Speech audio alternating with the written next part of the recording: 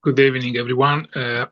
As you heard, my name is Cataldo Doria, and I will be talking tonight about how to address liver metastasis of any kind or liver masses, if you wish. We're going to go through the liver anatomy first, and then we'll describe how much liver is safe to resect at one time and how we manage small liver volumes. We'll touch on the ALPPS, on the totally artificial liver device called MARS. We'll talk a little bit about live donor liver transplant, including ex vivo liver transplantation with liver autotransplant, histotripsy, and how to address benign liver diseases. Next slide, please. So this is a drawing representing the segmentation of the liver. There are 8 segments in the liver. And according to the French classification, there are actually 3 lobes. We use a classification that uses 2 lobes, and segment 2, 3, and 4 are part of the left lobe. Segment 5, 6, 7, and 8 are the right lobe. And then we have a segment 1, which is considered an independent segment. The way we subdivide segment is based on the inflow and the outflow of blood. The liver is a unique organ because it receives. Can you please go back? Thank you.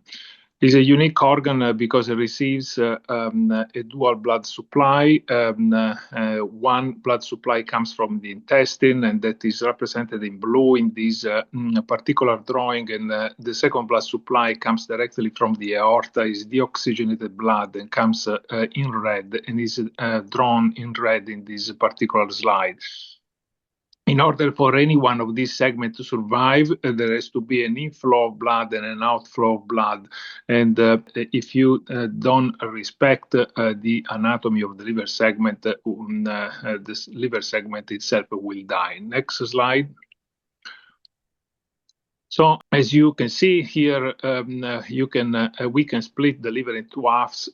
We can have a right and a left lobe, and this can be completely functional units. The left lobe of the liver represents about 40% of the total liver volume, and the right lobe of the liver represents about 60% of the total liver volume. So how do we know if we're going to resect too much liver, and how do we know if we're going to leave inside of a patient at the end of a liver resection enough liver to sustain life? And so the fundamental question is, how much is too much? Next slide. So there are different things that we do. There are objective and subjective ways of assessing how much is enough. And first of all, there are softwares that are commonly available these days that are capable of measuring the volume of the right and the left lobe of the liver, and sometimes even the volume of a single segment. And these slides represents one of these studies where in one color on the right side, on your right side, we have the left lobe of the liver, and on your left side, we have the right lobe of the liver. And as you can see on the top of this image, there are the volumetric studies indicating that, for instance, the left lobe of the liver represents about 547 cc of total volume, and the right side of the liver is 1,126 cc's, for a total of about 1,600 cc's of liver volume. Next. So what we do at Capital Health, we use the URATA formula. It's a mathematical formula. It's a very long formula that allows us to determine, based on the age, gender, height, and weight of an individual, what is the minimal volume of liver that can sustain life. Next slide. So there are multiple formulas that can be used, but in my opinion, the most accurate is the URATA formula, which is represented in this slide, is the very first one. And next slide. And if you are clever enough, you can use an Excel spreadsheet where you enter just the end results of the volumetric study that I showed earlier. And just by clicking enter, you will know if you are leaving enough liver at the end of a resection. Next slide. What happens if we don't leave enough liver in? And sometimes it's not just a matter of a volumetric issue. Sometimes it could be enough from a volume perspective, but might not be enough in terms of quality. That is why oftentimes we perform what we call a non-targeted liver biopsy, which means that we retrieve a small fragment of tissue of the liver that we intend to leave in at the end of a resection, and we look at the liver under the microscope, and we make sure that the characteristics of the liver are sufficient to support life. But when all these calculations, all these objective and subjective metrics don't work out, we have a syndrome that is based on a small liver remnant, and this syndrome generally is characterized by a severe congestion of whatever part of the liver we live in, and technically speaking, the patient goes into liver failure and then in multi-organ system failure. Next slide. So how do we manage small liver volume? And let's assume that we have a patient that requires a liver resection, and this is a case of a patient with a mass in the right lobe of the liver. And let's assume that the left lobe of the liver, what is supposed to be left in at the end of the resection, is particularly small. This is just an anatomical variation. So what we can do is we can ask our colleagues from interventional radiology to block the flow in the right portal vein. They do that particular procedure with special material, and by blocking the venous flow to the right lobe of the liver, in approximately 4 to 6 weeks, the left lobe of the liver becomes bigger. We say in technical terms, hypertrophized, and it is shown in the very last slide on the bottom on the right side. And at that point, the particular patient is ready for resection. Next. So sometimes what I just described is not sufficient, and therefore we have alternative options. One option is to perform an ALPPS. ALPPS consists in not just blocking the venous flow on the lobe that we intend to remove, but also dividing the liver parenchyma. When we divide the liver parenchyma, we are going to divide what we call the crossing vessels. There are vessels that they go from the right to the left, from the left to the right, and by dividing these additional vessels, the process of hypertrophy in the lobe that continues to be perfused is even more sustained. And that division of the liver parenchyma is done with an actual operation. And then the patient stays in the hospital for about 4 weeks. And then after 4 weeks, the lobe that has been completely devascularized is removed. And technically, the patient has lived only with the lobe that we intend to leave at the end of the resection for about 3 weeks. So we have the proof that actually that part of the liver will be sufficient. Next slide. So what is MARS? MARS is an artificial liver device. Next slide. And is basically a filter, and as you can see, the filter is represented in this picture, and that is why it's completely artificial. Next slide. And the filtration system is based on a gradient concept where toxins flow from a high concentration side of the filter to a low concentration side of the filter. Next slide. This is the machine. The machine has been introduced about 25 years ago in the clinical field. Next slide. And this is one of the very first patients that I treated with the MARS machine. Next slide. Let's talk a little bit about ex vivo liver resection with liver autotransplant. This is an operation where we cannot actually resect a liver mass or multiple liver masses in situ.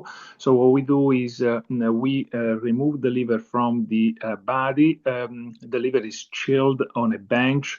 The patient is placed on a venous bypass. We resect the mass ex vivo, and then we auto-transplant a lobe or a part of a lobe into the same patient. Next slide.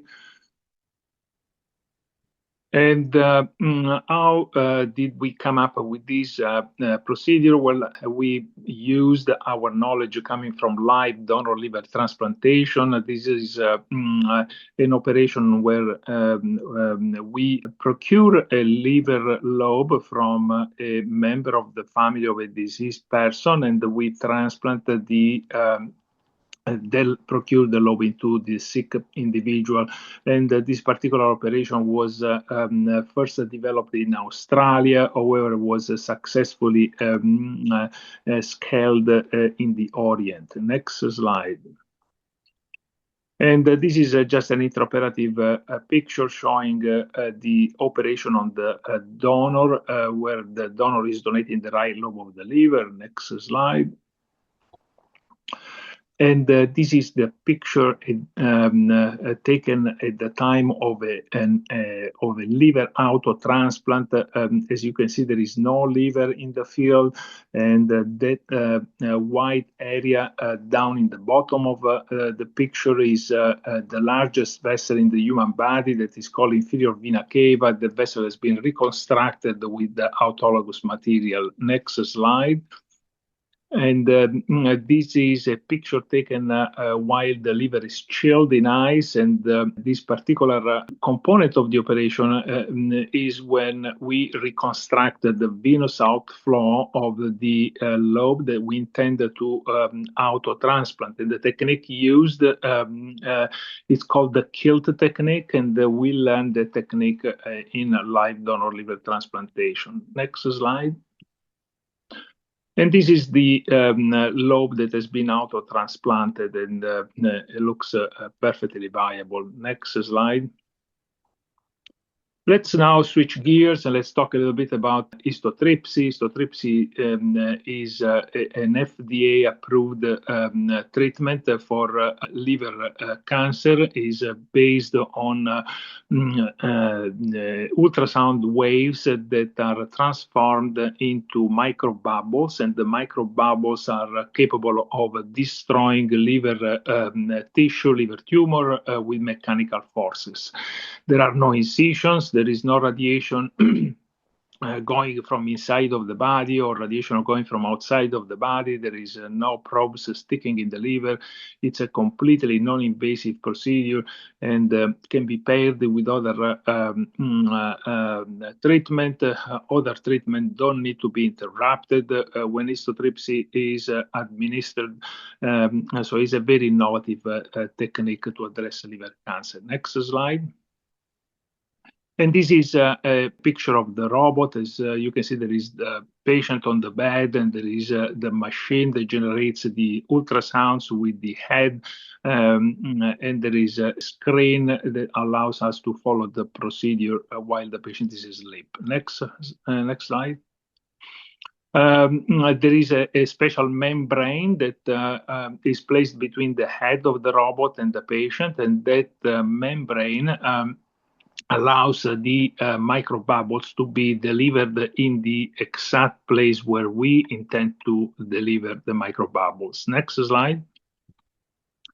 And this is the end of result of an experimental model that shows that the treated area is completely destroyed, but the vessels and the bile duct are still intact. So this particular procedure is not just non-invasive in terms of not requiring any incision, but also respects all the vital structure of the liver. Next slide.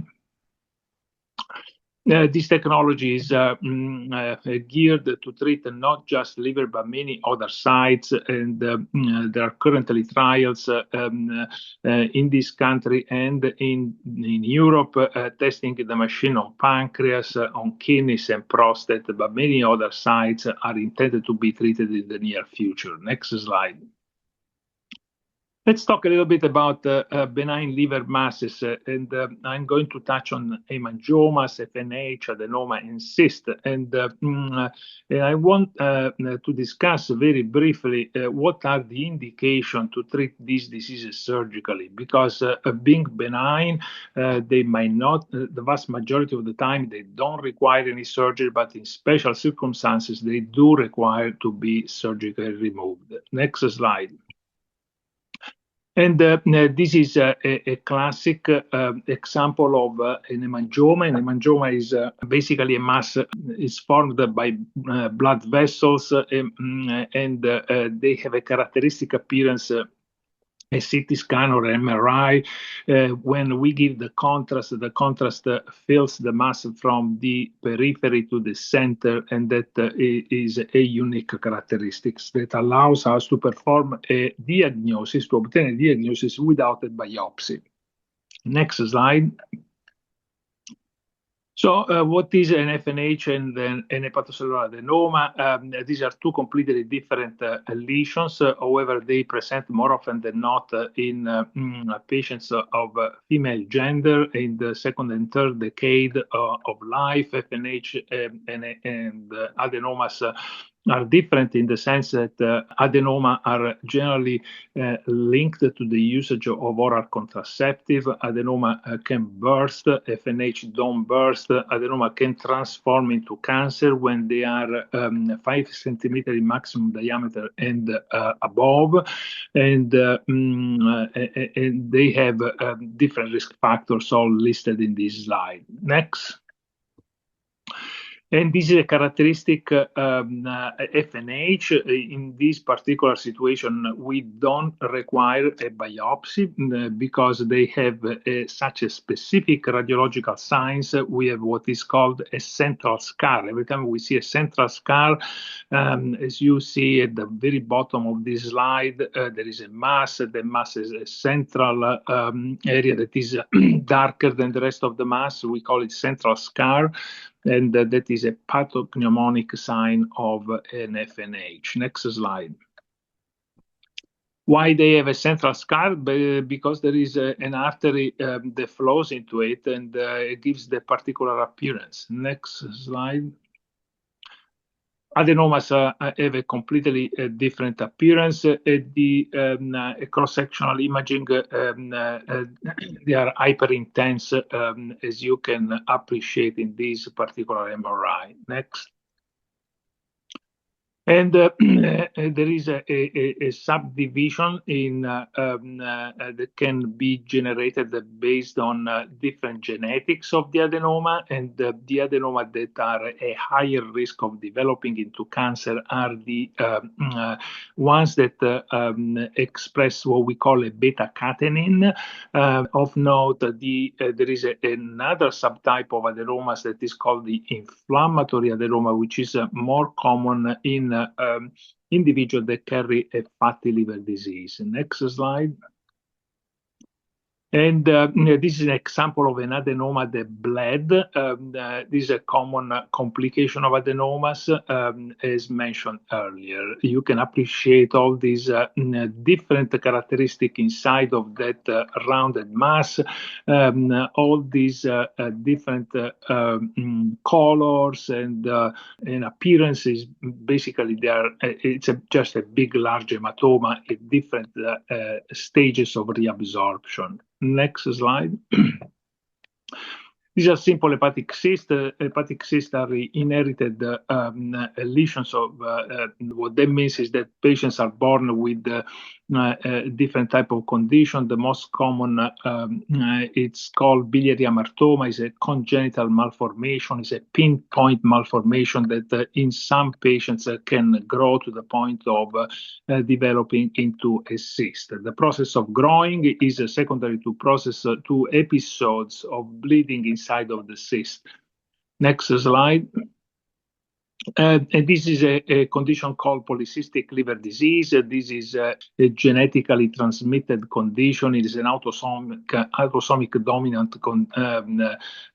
disease. So it's transmitted within family. Sometimes it's isolated in the liver, other times it's isolated in the kidneys, other times it's present in both the liver and the kidneys. And in very, very rare cases gives special aneurysms, cerebral aneurysm called Berry aneurysm. Next slide.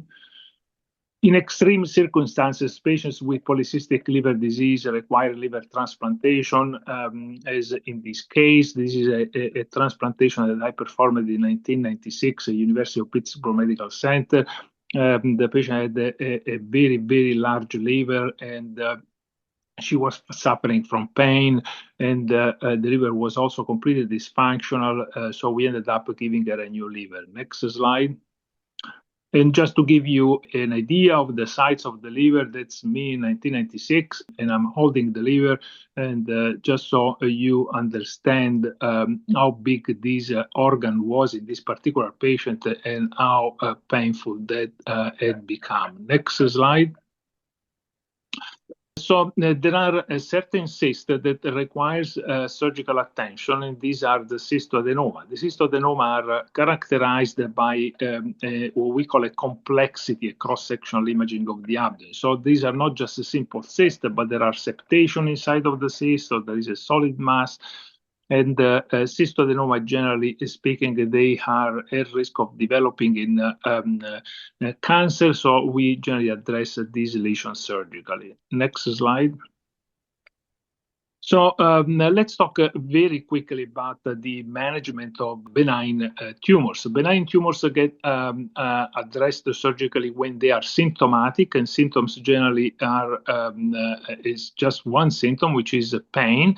When they bleed and when they grow too fast, or when they have characteristics that make us calling them atypical. Next slide. So let's look at the bleeding tumor. The classic presentation for a bleeding benign tumor is an adenoma in a young woman. If the bleeding is completely contained, the patient is stable, we tend to observe the patient. If the patient is unstable, we send the patient to interventional radiology for an embolization, and then at a later time, we address the patient surgically. Next.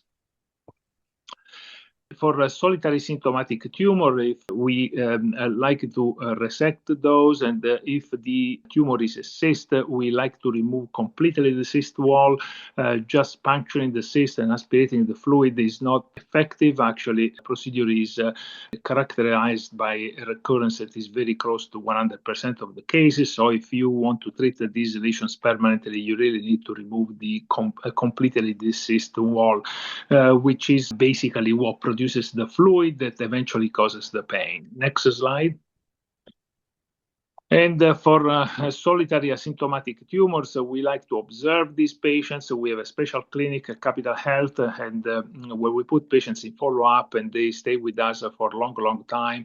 And we just take ultrasounds every 6 months to 1 year, and we make sure that these tumors don't grow. We make sure that they don't develop into an atypical tumor, and basically they don't trouble the patient. Next slide.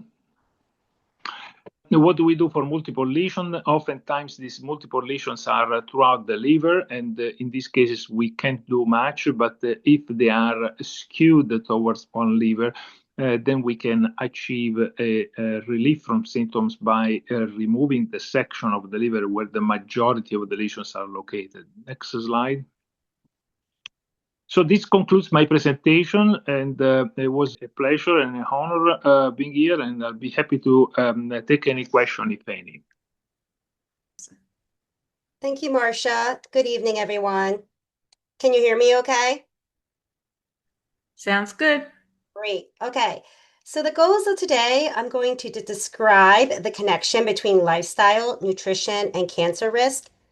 I'm going to review the 10 evidence-based recommendations set forth by some of our organizations that help us provide education to the general public.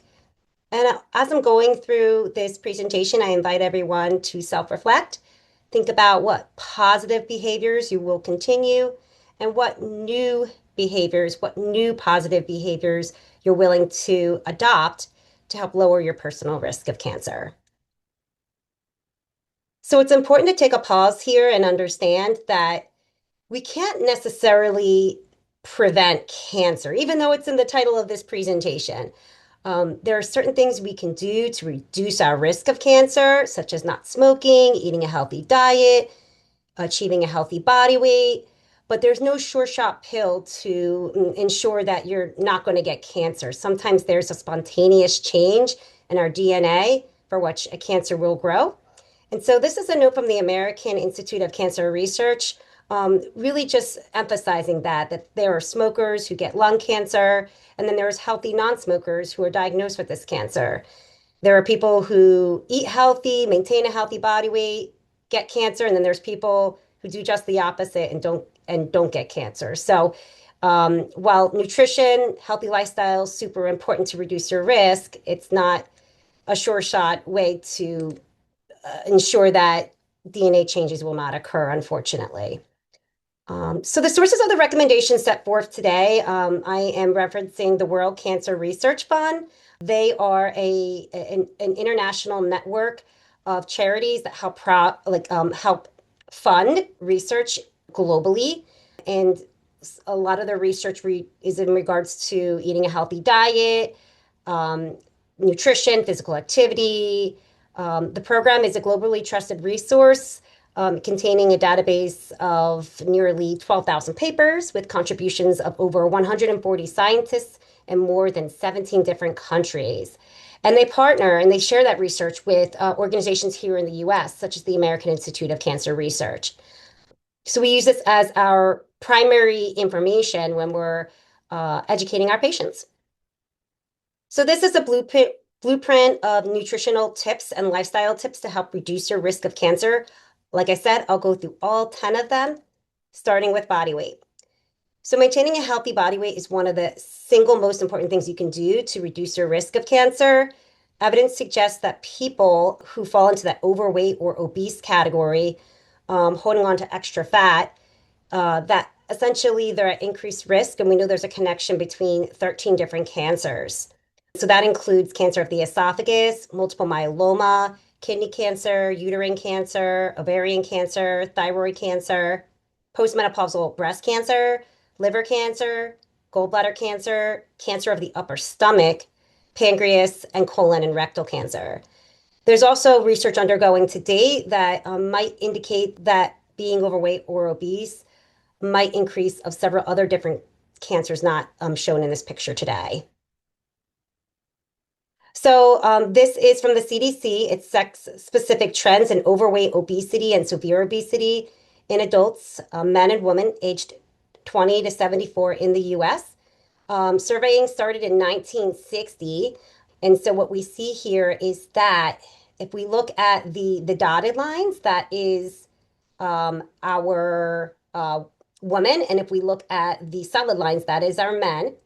And the prevalence of obesity has nearly tripled. And that is that green line there, rising from about 13% in 1960 to about 40% in 2018. We also see in the bottom area that severe obesity has increased from less than 1% in the 1960s in the US to over 9%. And so, and if we look at the blue line here, we don't see any as dramatic changes in being overweight in the US as much, but we do see a stark increase over the years in both obesity and severe obesity. We characterize obesity, or we define it as having a BMI of greater than or equal to 30%. And that's just a measurement of weight over height squared. And that's how we get that number. So in 1999, a National Health and Nutrition Examination Survey was rolled out. And essentially, it's a continuous annual survey. The surveyors survey 5,000 adults and children through a set of interviews and medical examinations. And this is representative of the US population sample. The data is collected over each 2-year period and then is released to the public in a combined data set. So as we can see here, our last surveying, we call this NHANES surveying, was completed in 2021 through 2023. And the next cycle is probably just finished. But in the early 1960s, our obesity rate was 13%. 1999 to 2000, 30 to 30.5%, and then 2021 through 2023, combined 40% of the US population is falling into that obese category. We do see, some other trends, such as the obesity prevalence is higher in adults aged 40 to 59 compared to its counterparts, younger and older. And we do see that the prevalence of obesity is lower in adults with a bachelor's degree or more compared to adults with less education. And so, what about obesity? What does it do? Well, it puts our body in a chronic state of low-grade inflammation. And this pro-inflammatory environment can cause disruptions in our DNA. The excess fat cells increase insulin growth factors, and hormones called leptin and also increase. We also see that one of the protective hormones that reduces your risk of cancer called adiponectin, it reduces in obesity. So lower levels of adiponectin, think of adiponectin as our cancer protective type of hormone, which we see often in obesity, is associated with increased risk for certain cancers. And so research is now exploring how to use this link to develop new cancer treatments. Recommendation number 2 involves physical activity, aiming to make at least 150 minutes a week of moderate intensity physical activity. This is physical activity in which you can hold a conversation through. You're not necessarily losing your breath. You're just getting your heart rate up. And so what does physical activity do? It regulates your blood hormones. It helps speed up food through your colon to reduce exposure to dietary carcinogens. And it also helps with maintaining and achieving a healthy body weight. So really thinking about limiting our sedentary activities is going to be important. Physical activity could be anything from walking, dancing, bicycling, swimming, anything that gets that heart rate up.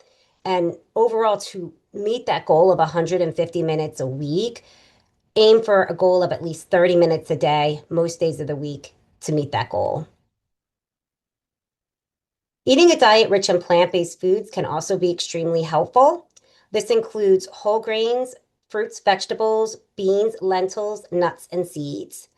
So a plant-based diet, what does it do? It provides antioxidants and dietary fiber, reduces inflammation, helps regulate hormones, enhances our immune system, and helps with weight management.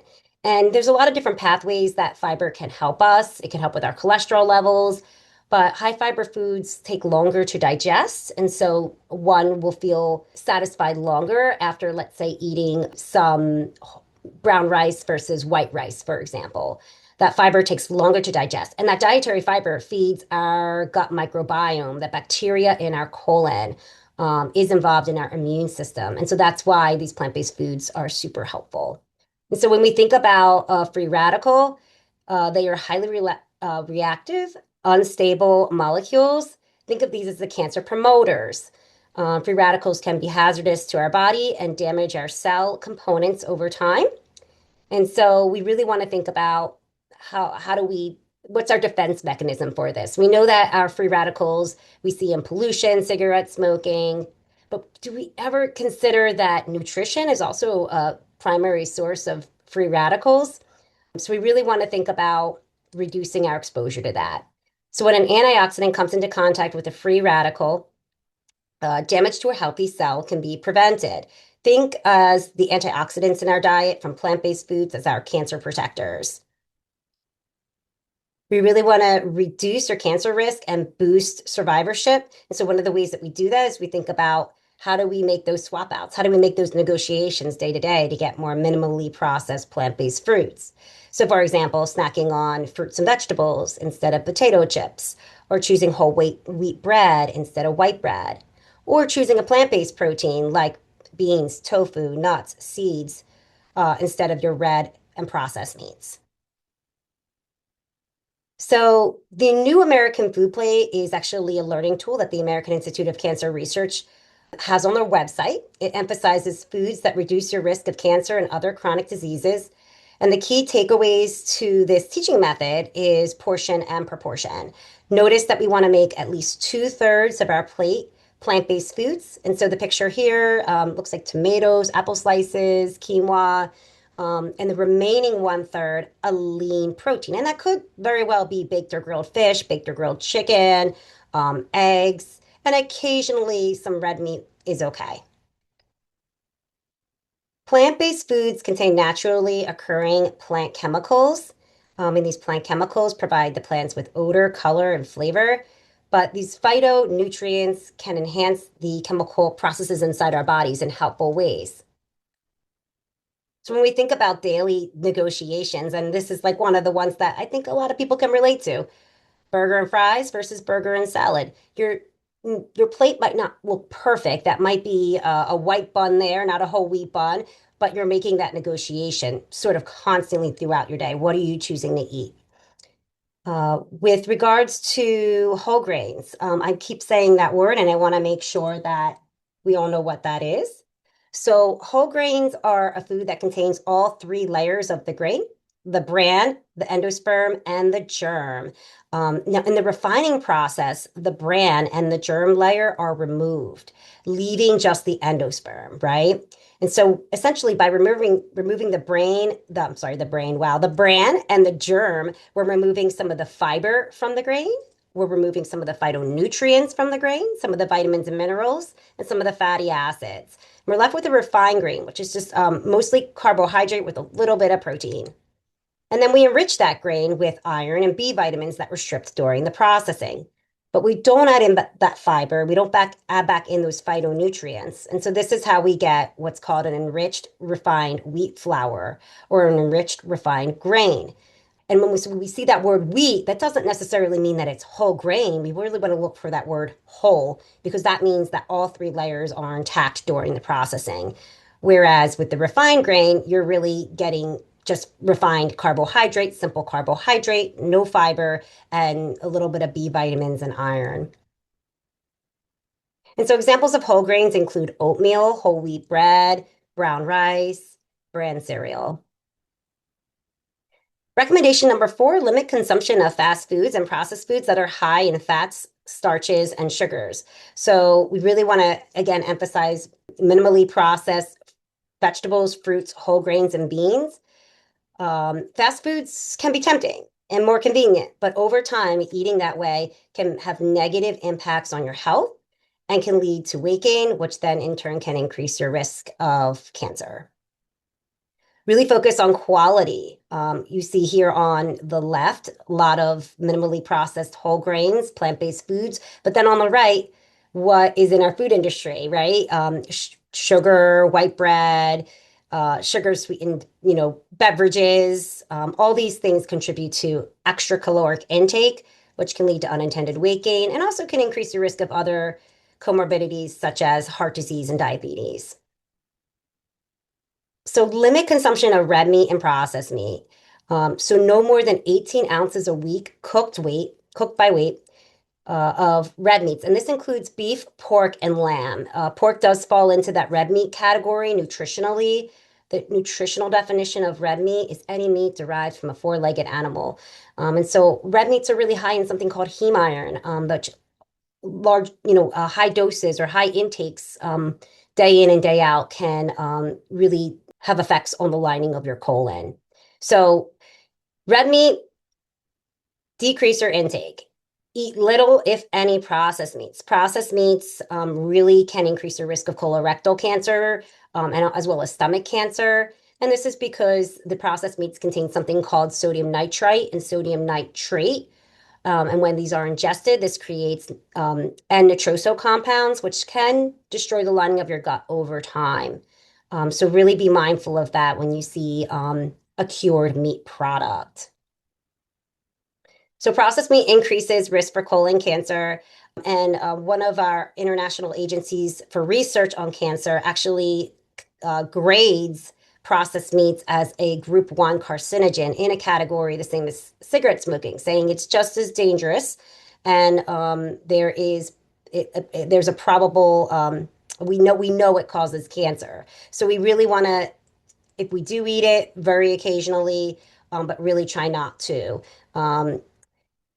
The added salt in processed meat also promotes inflammation, which can upregulate cancer growth over time. And so we really want to be mindful of that too, because a lot of times our processed meats are also not heart healthy as well. So when we're thinking about red meat, if you do eat red meat, really want to try to get down to less than 18 ounces a week. And so really thinking about decreasing your portion sizes. We see right here a huge serving of steak, maybe a 16-ounce steak. We really want to think about a 3-ounce portion, which is about the size of a deck of cards, and really loading up our plate with other food groups such as whole grains and vegetables. So we really want to swap out the red meat and the processed meat for higher fiber plant-based foods, as well as lean protein. So we see here almonds, black beans, maybe you could do a chickpea salad, a soup with beans in it, maybe pan sear up some tofu, steam up some edamame, add nuts to your salad. You could also certainly do baked or grilled chicken, baked or grilled fish, maybe choose turkey meatballs instead of beef meatballs. So lots of different options there. A note on frying, grilling, and smoking and broiling. So cooking high-fat meats at high temperatures can lead to potentially cancer-causing substances. And this includes substances such as polyaromatic hydrocarbons, which can certainly cause DNA changes. So we really want to reserve cooking high-fat meats at high temperatures for on a very occasional basis. We really want to utilize lean proteins if we're going to be grilling, frying, or broiling, such as boneless, skinless chicken breasts, turkey burgers, choosing leaner cuts of meat for these cooking methods, such as sirloin or round for steak, or using more lean ground beef patties, for example, 93% ground beef. Another thing we want to keep in mind is limiting consumption of sugar-sweetened beverages. The U.S. food industry is saturated with it. So really thinking about what about our regular sodas, our sports drinks, our sugar-sweetened coffee drinks. These things all contribute to getting extra calories that perhaps we don't need. And so we really want to think about water being our primary vehicle of hydration, and really thinking about how can we get us to drink more. Maybe it involves using a fruit infuser. Maybe you do an herbal tea, or perhaps you want to add in a little bit of hydration that lends some extra nutrition. For example, if you're not a diabetic, maybe you want to have an 8-ounce glass of orange juice that does provide some potassium and some vitamin C, which is, excellent for your heart health, and or some milk, calcium milk or milk alternative, soy milk, almond milk, cow's milk, reduced fat milk, all contains calcium and vitamin D. So at least you're having some redeeming nutritional benefits from drinking these fluids. Recommendation number 7, limit alcohol intake. So alcohol use is the third leading modifiable risk factor that increases your cancer risk after cigarette smoking and excess body weight. So we really want to work on reducing our alcohol intake. If you don't drink, that is great. But if you do drink, even less than 1 alcoholic containing drink per day increases your risk of several common cancers. And it's primarily because ethanol is found in alcohol, and this is a recognized carcinogen that can cause DNA damage. And so excess consumption of alcohol increases your risk for liver damage or cirrhosis. We also know that risk increase becomes pronounced at approximately 3 or more alcoholic drinks per day. And risk is further if a person also smokes. So when it comes to alcohol, moderation is key if you do drink. The American Institute of Cancer Research strongly recommends not to use supplements as a means to reduce your risk for cancer. The best way nutritionally to reduce your risk of cancer is to eat a plant-forward diet, limit or avoid your alcohol, limit or avoid your processed meats, low intake of red meat if you do eat it. Unfortunately, a lot of supplements on the market are not regulated by the Food and Drug Administration. So sometimes you don't really even know what you're getting, the purity of it, the dose of it. And you're certainly not getting the dietary fiber from these pills, and you're not getting the phytonutrients from what's equivalent, let's say, in broccoli versus some sort of pill on the left there. Uh, a note for breastfeeding. So for moms, if you can, evidence strongly suggests that breastfeeding can protect moms by lowering the risk. And so studies also show that breastfed babies may be less likely to develop overweight or obesity when they grow into childhood. So there's actually some research that shows that breastfed babies have a potentially risk reduction in cancer. And so recommendation number 10 outlines that the first 9 recommendations is really what the general public ideally should be following to reduce their risk of cancer, but also cancer survivors. So those top 9 recommendations are extremely important. And, as of January 1st of this year, there are approximately 18.6 million cancer survivors in the United States, which is about 1 in every 18 Americans. So there are a lot of cancer survivors out there. And so super motivated to reduce their risk of cancer recurrence. And so this is the top recommendations for them. I did include a couple slides about coffee simply because we were on the topic of the liver. And the American Institute of Cancer Research and the World Cancer Research Fund have concluded, based on evidence, that there's a probable risk that drinking coffee can reduce your risk of endometrial and liver cancer. We don't know yet how much and what the preparation methods are most ideal. But studies show that people who drink 1 cup a day had a 14% lower risk of liver cancer than people who did not drink coffee at all. And so really the main reasons, because there's naturally occurring compounds in coffee. Coffee is, I guess, a plant-based, right? A plant-based beverage. So these are some of the naturally occurring compounds found in coffee. But I will say this, that how you prepare your coffee likely matters. And of course, if you're adding in a lot of sugar or a lot of cream, that would likely decrease how well this recommendation will work for you. And I will always say hydration first with hydrating fluids. Because if you're not hydrating, we want to, protect those kidneys. So be sure to hydrate first. And, if you have a cup of black coffee a day, hey, there could be potential benefit there. And I think I finished just on time. These are my references, and I thank you everybody for joining today. We will open it up to a Q&A. Thank you very much, Melissa. Let me do 1 or 2 things right here. Can you clarify if there are any resources of using histotripsy histrionics on breast cancer? If so, can you identify? Yeah, sure. So I'm not sure what histrionics is, but histotripsy I can answer. So at this moment, histotripsy is FDA approved only to treat liver cancer. However, there is lots of interest in addressing breast cancer in the future, and so more to come on that. Also, how common does lobular cancer spread to the liver? So lobular cancer of what? Because there are many different lobular cancer. Or what organ? Hi, my question is in reference to lobular breast cancer.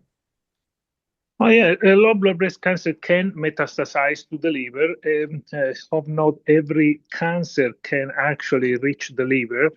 And unfortunately, the vast majority of the lobular cancer, they are when they metastasize to the liver, they basically presents with multiple lesions and bilobar lesion, meaning in both lobes of the liver.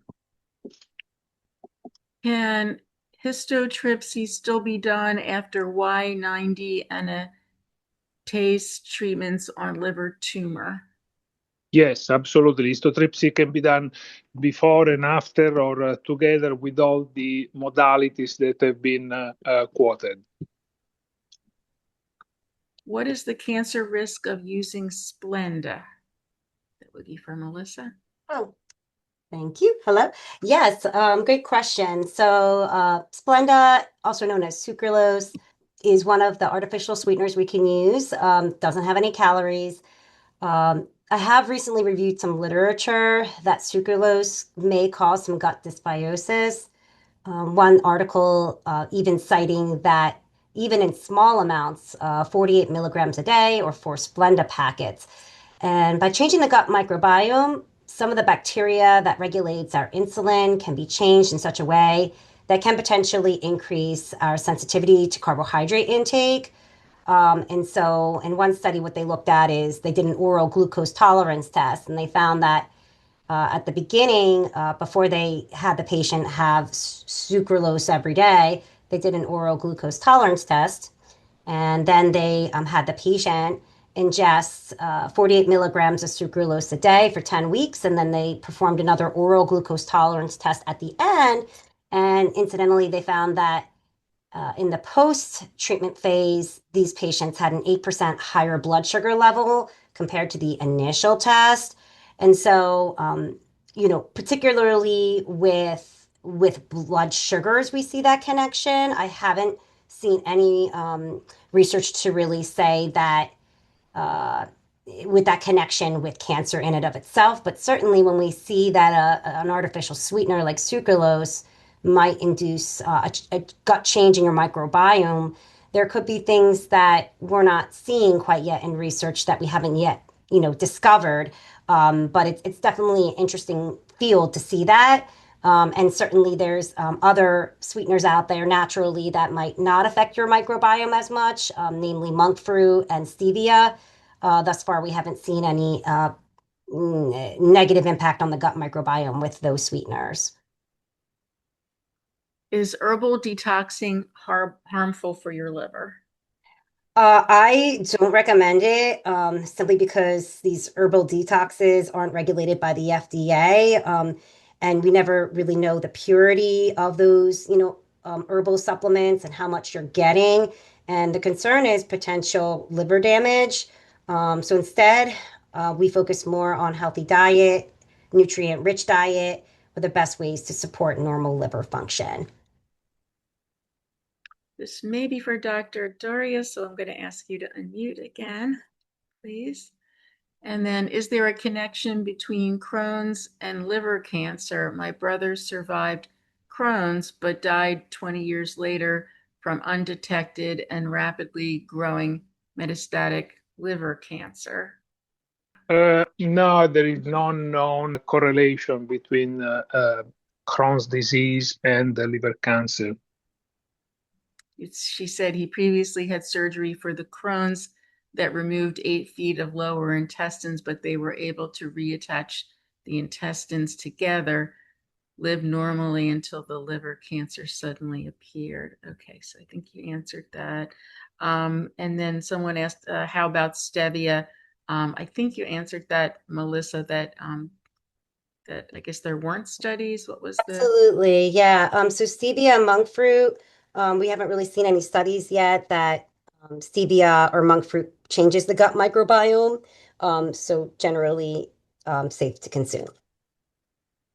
As an expert in liver cancer, what screenings would you recommend for lobular breast cancer patients have to monitor and catch liver cancer? As an expert in liver, what screenings do you recommend for lobular breast cancer patients to monitor and catch liver cancer? Dr. Doria. Yeah, so there is no such a thing as a screening test to detect metastases from lobular cancer of the breast. This is a secondary liver tumor, is a metastasis, but generally speaking, patients with this cancer, they undergo periodic CT or MR or PET scan, but these are tests done to restage the patient. They're not screening. And so the short answer to the question is there is no such a thing as a screening test for this type of metastasis. She said, thank you. And I think that was the last question there. So I want to thank Dr. Doria and Melissa for generously offering your time and your expertise tonight. Wonderful presentations. And I will stay on so you can complete the survey. Also, the recording link is in the chat box. You can use that if you want to review something later on. It should be posted within a week or two if you use that link. So thank you very much, everybody, for coming, and I will stay here for a few minutes. You can answer the survey. Thank you so much.